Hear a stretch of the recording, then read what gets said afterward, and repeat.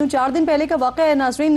पाकिस्तान तहरीक इंसाफ के रुकने पंजाब असम्बली हैं ज़मीरुल हसन भट्टी, इन्होंने CCD के खिलाफ असम्बली में शिकायत की और उसके जवाब में हैरान कुन तौर पर जो स्पीकर असम्बली हैं या जो पाकिस्तान मुस्लिम लीग नून के दीगर MPs वहाँ पर मौजूद हैं, उनकी जानिब से भी तायद की गई इस बात की। और न सिर्फ ये तायद की गई बल्कि स्पीकर साहब ने खुद जो चीफ व्हिप नून लीग के हैं पंजाब असम्बली में, उनके बारे में भी बताया कि उनके डेरे से किस तरह से लोगों को उठा के लेके जाया गया। उनके डेरे के बाहर जो है वो 4 बंदे मारकर पुलिस की जानिब से फेंक दिया गया।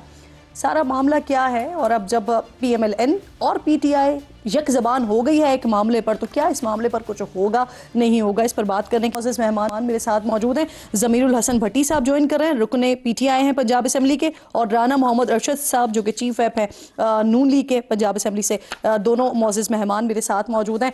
ज़मीर साहब, ज़रा आपसे बात का आगाज़ करते हैं। सर, आपने शिकायत की, शिकायत के बाद स्पीकर साहब ने बाकायदा तौर पर इसकी तायद भी की, उन्होंने फिर चीफ व्हिप के हवाले से भी सारा मामला बताया। तो क्या मामला क्या था जो आपने शिकायत की, और फिर शिकायत के बाद क्या हुआ सर? बिस्मिल्लाहिर्रहमानिर्रहीम।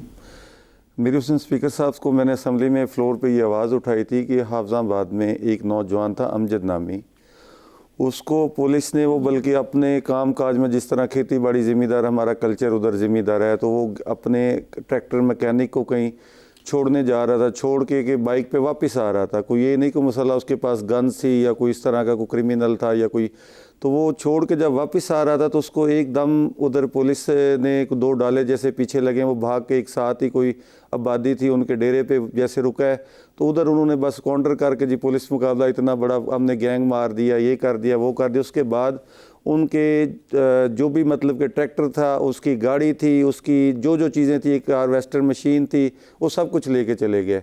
उनके बाद FIR उस पर मज़ीद रातों रात FIR बेतहाशा दे दी गई हैं।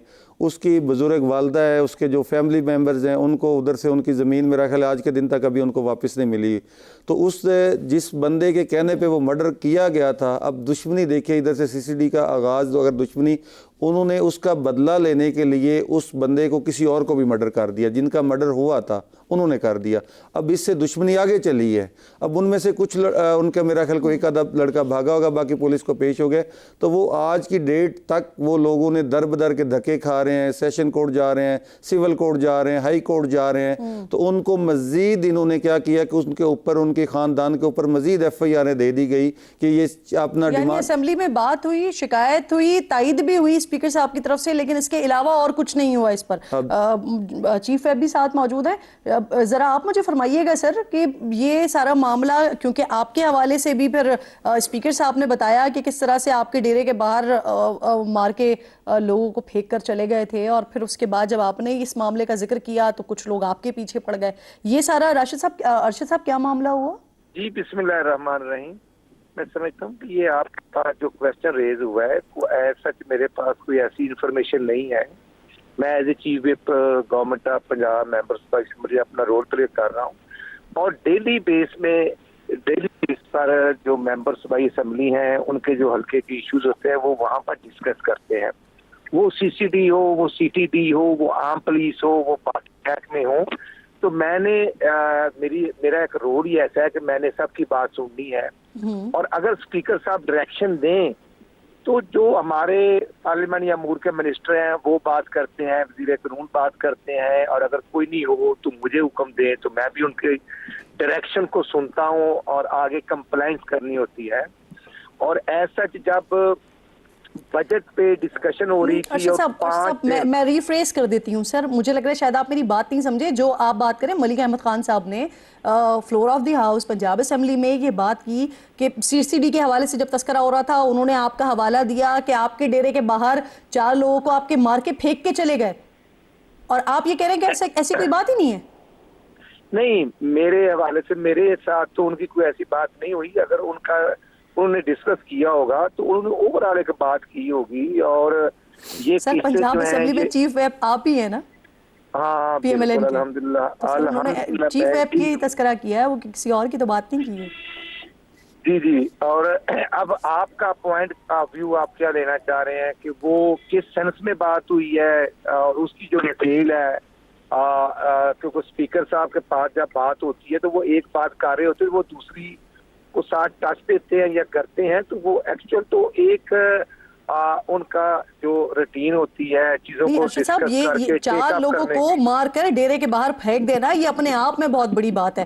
آپ یہ ایسا ہے یا نہیں ہے یہ بتا دیں.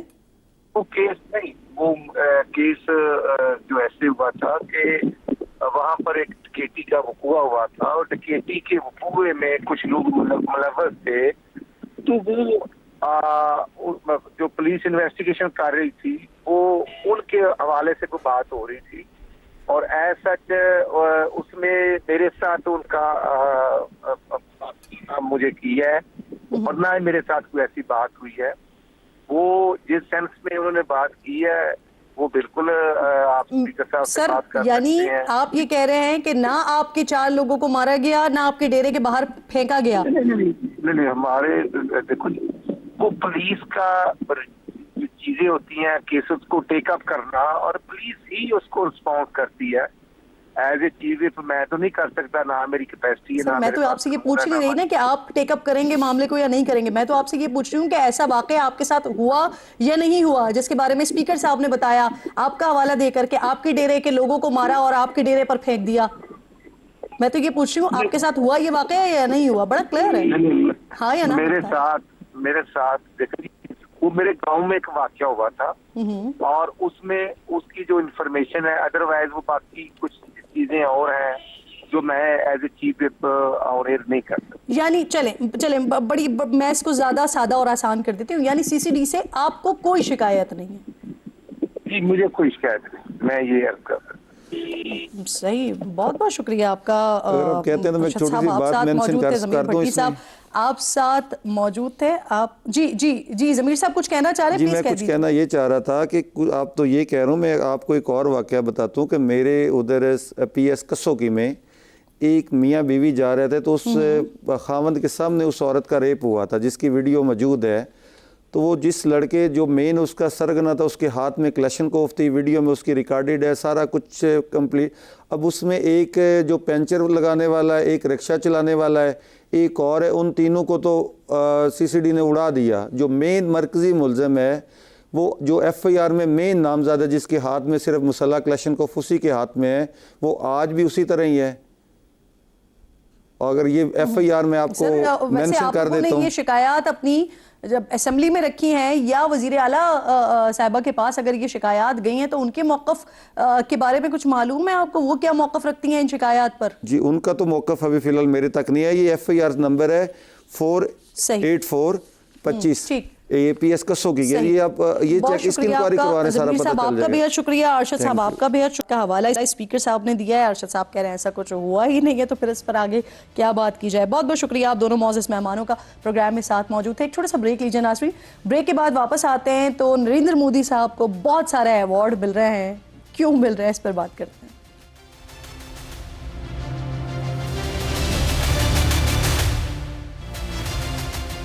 پروگرام میں ایک بار پھر آپ کو خوش آمدید کہتی ہوں ناظرین. آپ اسے کوئی بھی ایوارڈ دے دینا یہ دوڑا چلا آئے گا. یہ حتی کامیز بے عزتی کرنے والے الفاظ دنیا کے معتبر برطانوی جریدے دی گارجین نے کسی اور کے لیے نہیں بلکہ بھارتی وزیر اعظم نریندر مودی کے لیے لکھے ہیں. دی گارجین نے یہ بھی لکھا ہے کہ بھارتی وزیر اعظم کو غیر ملکی دوروں میں ایوارڈز لینے کا بڑا شوق ہے اور کچھ بیرونی دوروں میں تو انہوں نے ایسے ایوارڈز وصول کیے ہیں کہ جن کا اس سے پہلے کوئی وجود ہی نہیں تھا. مودی کے یہ متنازع بیرونی اعزازات بھارت میں سیاسی تنازع اور عالمی سطح پر بھارت کی جگ ہزائی کا باعث بن رہا ہے. دی گارجین کے مطابق نریندر مودی کو افریقی ملک سیشلز میں ایک ایوارڈ دیا گیا، guardian of the blue horizon award. Modi کی آمد سے صرف 3 روز پہلے متعارف کروایا گیا اور مودی اس نئے اعزاز کے پہلے اور اب تک کے وصول کنندہ آخری ہیں، واحد ہیں. کمال یہ ہے ناظرین کہ اس ایوارڈ کے سرٹیفکیٹ پر ریپبلک اور سیشلز کی سپیلنگ مسٹیکس ہیں، یعنی ایوارڈ دینے سے پہلے اسے سنجیدگی سے تک نہیں لیا گیا. اسی طرح دورہ اسرائیل پر بھی مودی کو اسرائیلی پارلیمنٹ کا میڈل آف دا کنیسٹ دیا گیا. اتفاق دیکھیے کہ گزشتہ اعزاز کی طرح یہ والا ایوارڈ بھی مودی کے دورے سے چند روز پہلے ہی تخلیق پایا گیا تھا اور مودی یہ میڈل حاصل کرنے والے یہاں بھی پہلی اور واحد شخصیت ہیں. اسی طرح 2019 میں ایک ورلڈ مارکیٹ سمٹ نامی گروپ نے نریندر مودی کو فلپ کاٹلر پریزیڈنشل ایوارڈ نام کے ایوارڈ سے نوازا تھا. سمجھ تو گئے ہوں گے آپ. اب مودی یہ ایوارڈ بھی حاصل کرنے والے پہلے اور اب تک کے واحد شخصیت ہیں. اسی طرح ایتھوپیا سے گریٹ آنر نشان اور ٹرینیڈاڈ اینڈ ٹوبیگو کا order of the Republic of Trinidad and Tobago حاصل کر کے مودی نے ان اعزازات کا افتتاح کیا ہے. اسی رپورٹ کے مطابق ناظرین مودی کے حامی ان اعزازات کو بھارت کے بڑھتے ہوئے عالمی اثر و رسوخ کی علامت قرار دیتے ہیں، لیکن ناقدین اور مخالفین ان مشکوک ایوارڈز اور اعزازات کو شخصیت سازی، سیاسی تشہیر اور امیج بلڈنگ کی حکمت عملی سے جوڑ رہے ہیں. پروگرام میں کوئکلی آگے بڑھتے ہیں اور اب ایران کے حوالے سے بات کرتے ہیں. تہران میں شہید ایرانی سپریم لیڈر کا آج عوامی سطح پر آخری دیدار کروایا جا رہا ہے. ٹریفک پر عائد پابندیوں کی وجہ سے لوگ کئی کلومیٹرز پیدل چل کر امام خمینی گرینڈ مسلح پہنچے ہیں. شہید آیت اللہ علی خامنائی اور ان کے اہل خانہ کی نماز جنازہ کل نماز فجر کے بعد متوقع ہے. تہران سمیت ایران کے دیگر علاقوں میں 5,000 سے زائد سکولز کے تقریباً 40 سے 50,000 کلاس رومز زائرین کے لیے کھول دیے گئے ہیں. ایرانی میڈیا کے مطابق موجودہ سپریم لیڈر مجتبی خامنائی اپنے والد علی خامنائی کی نماز جنازہ نہیں پڑھائیں گے اور تاحال یہ بھی واضح نہیں ہے کہ وہ اپنے والد اور دیگر اہل خانہ کی نماز جنازہ میں شرکت کریں گے بھی یا نہیں. کچھ تجزیہ کاروں کی رائے یہ ہے کہ وہ شاید جنازے میں ایک عام شخص کی طرح خاموشی سے شامل ہو کر واپس چلے جائیں. صدر ٹرمپ نے اس موقع پر بھی بیان دینے سے گریز نہیں کیا ہے. امریکی صدر کہہ رہے ہیں کہ آخری رسومات کے لیے ایران کو 1 ہفتے کی چھٹی دی ہے کیونکہ ہم اچھے لوگ ہیں. سوگ کی فضا کے دوران ایران میں ایک اور معاملہ اس وقت مرکز نگاہ بنا ہوا ہے. یہ معاملہ پچھلے دنوں ایران کے چیف مذاکرات کار اور پارلیمنٹ کے سپیکر باقر قالیباف کے سرکاری ٹی وی پر انٹرویو کے دوران اچانک روکے جانے کا معاملہ ہے. بعض ماہرین اس معاملے کو ایران کے اندر حکومت اور دیگر طاقتور طبقے کے درمیان امریکہ کے ساتھ مذاکرات پر اختلافات میں شدت کی علامت قرار دے رہے ہیں. کیونکہ ایرانی سرکاری ٹی وی وضاحت جاری کر چکا ہے کہ انٹرویو کی فائل میں مسئلہ تھا، نشریات رکنے کی وجہ فنی خرابی تھی، لیکن ایرانی پارلیمنٹ کی قومی سلامتی اور خارجہ پالیسی کمیٹی کے رکن مجتبی زرعی نے کہا ہے کہ قالیباف کی گفتگو سرکاری ٹی وی پر روکنے کے پیچھے ایک خودسر اور تخریب کار گروہ کا ہاتھ تھا. جبکہ باقر قالیباف کے سیاسی مشیر امیر ابراہیم رسولی نے پہلے سے ریکارڈ شدہ انٹرویو کے نشر نہ کیے جانے کو سرکاری ٹی وی کی انتظامی تباہی اور نااہلی اور نا تجربے کاری تک قرار دے دیا ہے. کچھ حلقے یہ کہہ رہے ہیں کہ ادارے کی انتظامیہ سخت گروہوں کے قریب ہے اور زیادہ تر انہی کی آواز کو نمایاں کرتی ہے. حالانکہ عام تاثر تو یہ ہے کہ قالیباف پاسداران انقلاب کا حصہ رہے ہیں اور اب بھی انہی کی نمائندگی کرتے ہیں.